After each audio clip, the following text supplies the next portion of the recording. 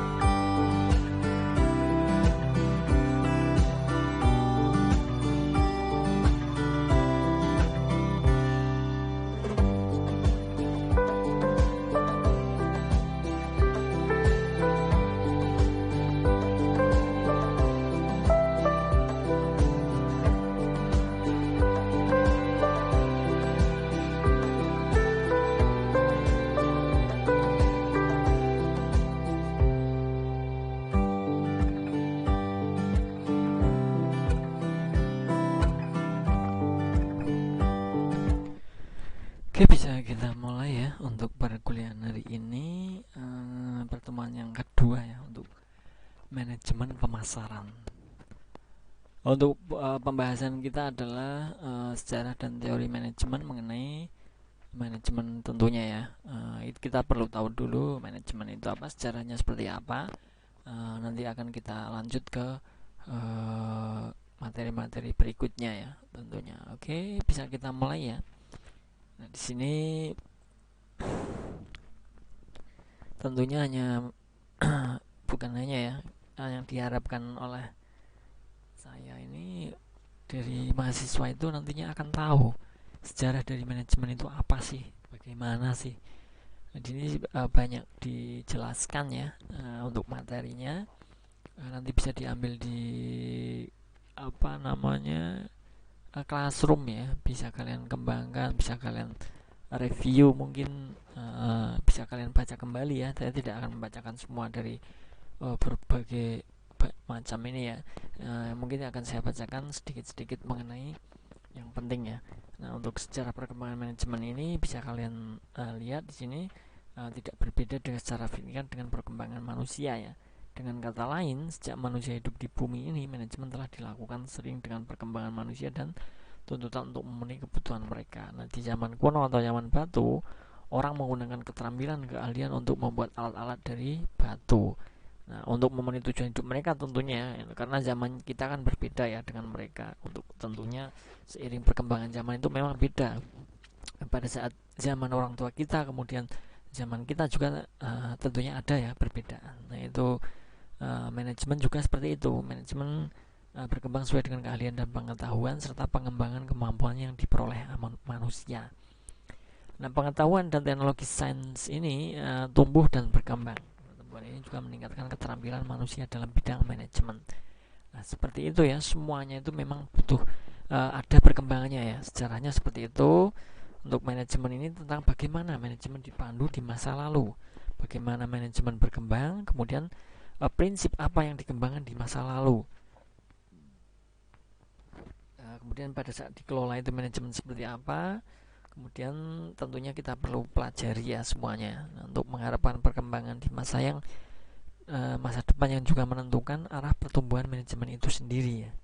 Jika sudah mengetahui arah perkembangan manajemen, kita juga dapat mempersiapkan keterampilan manajemen yang akan datang. Sebentar.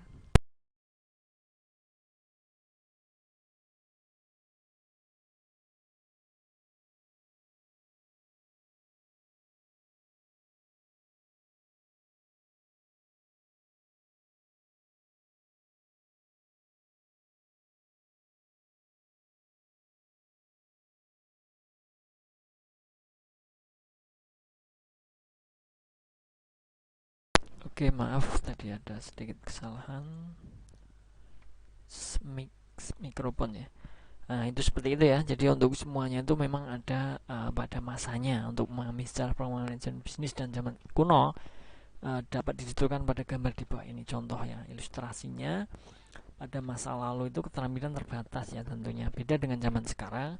Kemudian keahlian yang sederhana tentunya pada zaman dulu karena belum banyak pengetahuan yang didapatkan oleh pada zaman dulu ya. Nah, masyarakatnya ini dalam perkembangannya ilmu pengetahuan teknologi, kemudian tujuan hidupnya. Nah, ini mereka tentunya juga sudah saya rasa bagus ya. Bagusnya apa? Karena pada zaman dulu juga sudah ada yang namanya manajemen ya. Semuanya itu sebenarnya ada manajemen bukan hanya untuk pemasaran ya. Manajemen hidup itu ada ya bagi diri kalian sendiri, kemudian manajemen perusahaan, bukan hanya pemasaran saja ya. Sumber daya manusia juga ada manajemennya seperti itu, jadi ada prosesnya. Nah, untuk teori manajemennya, konsep evolusi dalam teori manajemen ini telah berkembang menjadi suatu yang tidak dapat dipisahkan dari para profesional manajemen atau ahli ya.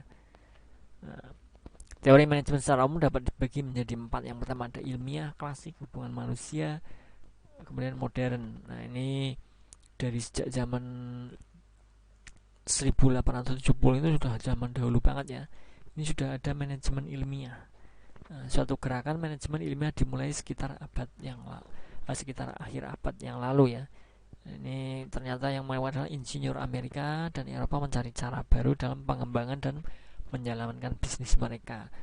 Contohnya juga untuk manajemen pemasaran tentunya bagaimana ya.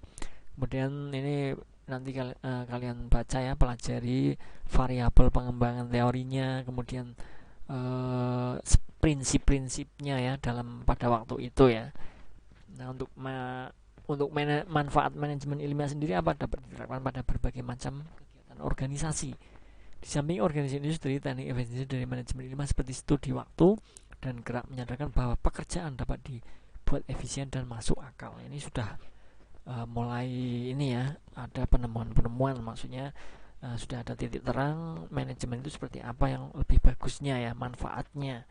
Nah, untuk kelemahan pada saat manajemen ilmiah ini berfokus pada manusia secara rasional untuk memperoleh material, tapi kurang memperhatikan segi-segi sosial para pekerjanya karena masih zaman dahulu ya, mungkin memang seperti itu ya. Untuk yang kedua ada teori manajemen klasik. Nah, ini perintisnya adalah Henry Fayol, James D. Benny, Mary Parker, Ford, Harvard, Simon, dan Chester ya. Nah, manajemen klasik berasal dari perlunya pedoman manajemen perusahaan yang kompleks seperti pabrik.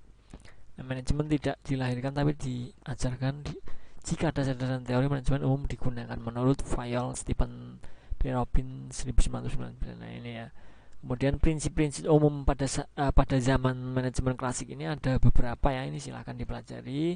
Kalau perlu dikembangkan nanti distribusi tenaga kerja itu apa dan lain sebagainya. Nah, untuk manfaat manajemen klasik sendiri itu apa? Menetapkan bidang utama pabrik administrasi peran manajer. Sejauh ini dapat diadopsi oleh administratif praktiknya. Nah, ini pada zaman yang kedua ya untuk mengenai sejarah manajemen seperti itu. Nah, kerugian dari manajemen klasik ini apa? Tentunya ya ada kekurangannya, dalam artiannya dalam organisasi manajemen klasik masih dianggap bersifat sangat umum. Dalam manajemen modern ada kalanya garis kekuasaan dapat memudar insinyur akan segera bisa mendapatkan pesanan dari manajer pabrik, dari insinyur ke manajer. Nah, ini menciptakan kontradiksi antara pembagian kerja dan perintah dalam pekerjaan. Ini masih sudah termanage, tapi tentunya sepertinya kurang, masih belum efektif, belum efisien ya mengenai perintah dalam pekerjaan atau pembagian kerja ya pada zaman manajemen klasik. Nah, kemudian berikutnya ada zaman yang ketiga adalah manajemen hubungan manusia. Nah, di sini ya pendekatan hubungan manusia, Harvard Studies ini Elton Mayo ya, teori kebutuhan manusia. Kemudian ini bisa kalian pelajari. Perintisnya adalah Houghton, Elton Mayo, Fitzroy-Lisberger, dan Hugo Mansterberg. Nah, teori hubungan manusia adalah teori yang menjelaskan ya. Nah, ini teori yang menjelaskan bagaimana manajer menangani bawahan. Ini bisa perlu kalian garis bawahi ya ataupun diperjelas. Nah, aliran ini karena manajer telah menemukan bahwa pendekatan klasik tidak dapat dicapai dalam harmonisasi yang sempurna. Masih ada tantangan bahwa bawahan tidak selalu mengikuti perilaku yang masuk akal dan dapat diprediksi. Untuk manfaat dari manajemen hubungan manusia ini, karena perhatian diberikan kepada hubungan sosial, perhatian terhadap keterampilan manajemen manusia tumbuh di luar keterampilan teknis. Nah, kerugian atau kekurangan pada zamannya manajemen hubungan ini adalah peningkatan kondisi kerja dan kepuasan kerja tidak mengarah pada peningkatan dramatis dan produktivitas yang diharapkan. Banyak faktor seperti teknologi, efisiensi, dan etika dipengaruhi oleh produktivitas. Seperti itu ya. Itu adalah yang ketiga. Kemudian yang keempat ada zaman manajemen modernnya. Tentunya sudah bagus ini. Perintisnya adalah Abraham Maslow. Nah, ini mungkin ini sudah terkenal ya untuk Abraham Maslow ini. Memang dia lebih ke manajemennya. Ada Chris Agris, Douglas Krieger, Edwards, dan lain sebagainya. Ini teman-temannya ahli-ahli manajemen operasi, manajemen atau sains ya. Jadi manajemen modern adalah perluasan manajemen ilmiah. Mereka menggunakan acuannya adalah manajemen ilmiah. Manajemen modern ini mulai berkembang sejak 1940-an dan banyak menggunakan manajemen sains atau manajemen operasi atau riset operasi sebagai pendekatan ilmu manajemen yang banyak menggunakan ilmu matematika, fisika untuk memecahkan masalah operasional. Dalam manajemen modern itu konsep manajemen dibagi ada menjadi beberapa. Ini silahkan nanti dicari ya untuk lebih jelasnya atau dikembangkan sendiri ya. Manajemen berbasis hasil itu apa, bisa kalian cari sebagai bahan belajar kalian.